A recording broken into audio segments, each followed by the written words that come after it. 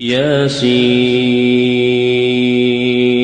والقرآن الحكيم إنك لمن المرسلين على صراط مستقيم تنزيل العزيز الرحيم لتنذر قوما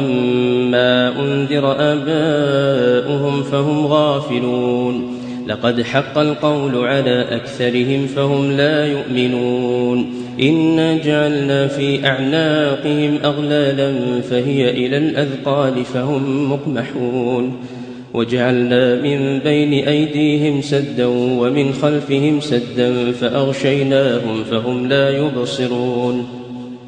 وسواء عليهم أأنذرتهم أم لم تنذرهم لا يؤمنون إنما تنذر من اتبع الذكر وخشي الرحمن بالغيب فبشره بمغفرة وأجر كريم إنا نحن نحيي الموتى ونكتب ما قدموا وآثارهم وكل شيء أحصيناه في إمام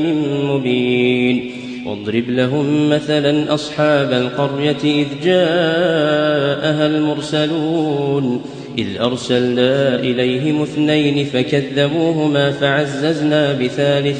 فقالوا إنا إليكم مرسلون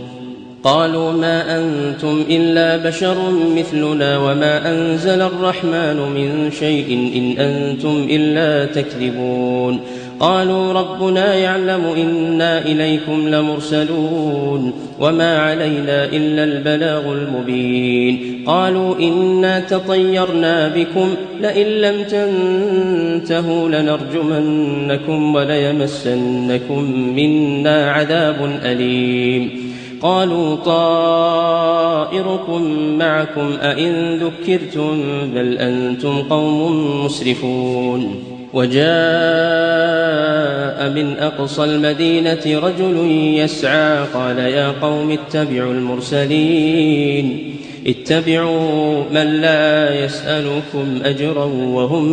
مهتدون وما لي لا أعبد الذي فطرني وإليه ترجعون أأتخذ من دون